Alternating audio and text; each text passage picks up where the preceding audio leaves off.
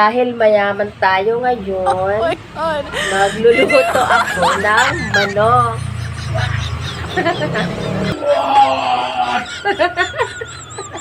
Ayan guys, yung ating manok ko, di ba? Ayan, yung mga sangkap niya guys. Ayan, may bawang, kamatis, tsaka itong gulay guys. Ayan o. Mag-start na tayo magluto guys. Saan ba yung ano nito, camera nito? Dito ba? Doon. So, doon. So, ayan. Lalagay tayo ng mantika guys. Mantika. Siyempre, sindihan natin yung kalan. Diba? So, ayan. Unahin na natin ilagay yung ating bawang. Lagyan na natin na yung ating bawang. So, ayan. Atin lang itong halo-haluin. Yan. Hanggang mag-golden brown. Diba? Ang ganda ng sandok ko. Atin yung ating sibuyas. Ang pinakamurang sibuyas. See? Ganyan lang yung pagluto ng nilagang manok. My guys, ilagay na natin yung ating manok na yun, my guys. Para naman maluto na ito. So, ito na mga my guys, yung ating manok. Ilagay na natin. Ayan na mga my guys, yung manok natin. Ilagay ko na sa kawali. Atin na itong lutuin ng mabilis kasi mga gutomers na yung tao dito. Okay, kasama na rin yung aso ko. So, ayan mga my guys. Nailagay na natin yung ating manok. Shout out nga pala dyan sa aking mga subscribers ha. Na hanggang ngayon nandiyan dyan pa rin. Kahit minsan lang tayo magkita. Maraming salamat.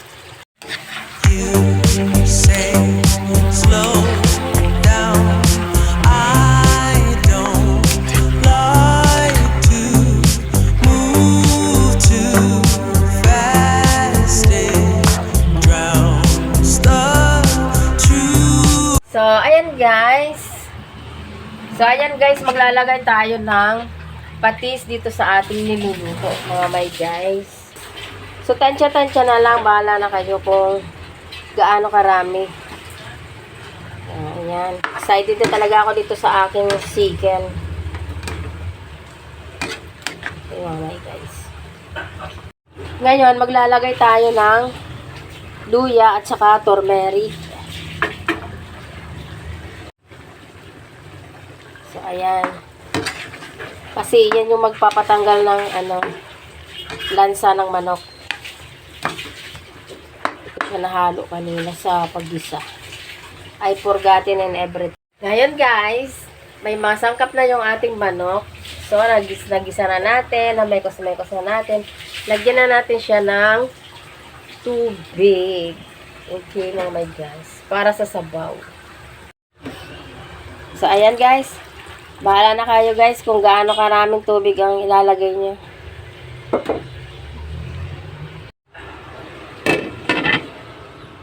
Guys, maglalagay ako ng isang ulo ng manok.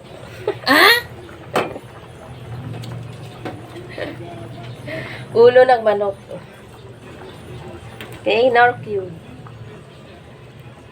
Ilagay na natin yung ating mga gulay.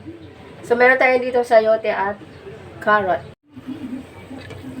So, ayan. Lagay na natin yung ating gulay.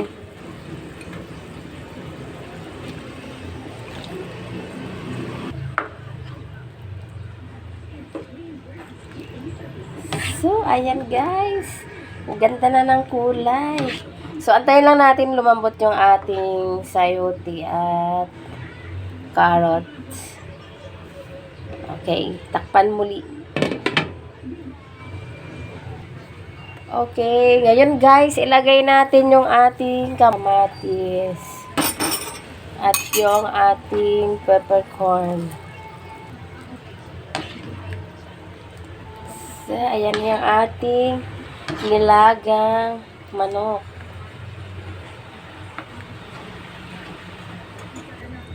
Tikman muna natin yung ating sabaw.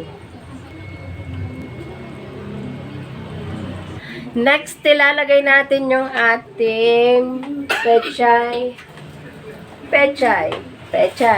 Ilagay na natin yung ating pechay. For the last, the love of pechay. Okay. Oh. Ayan. Konting kulo na lang yan at ready to serve na ang ating nilagang manok. Itakpan natin saglit, mga 2 minuto. Okay guys, tapos na tayo magluto. Maraming salamat sa panonood. Luto na yung ating nilagang manok.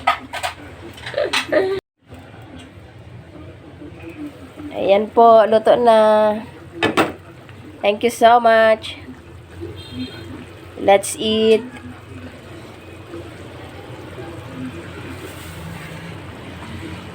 Wow, sarap. Okay. Thank you. Bye-bye. So, ayan na lang natira, guys. Oh, kain na tayo, guys. Is na. Bukad na sa kaldero, dali. Mga anata guys. Oh, ayan na lang natira oh. Sa inyo.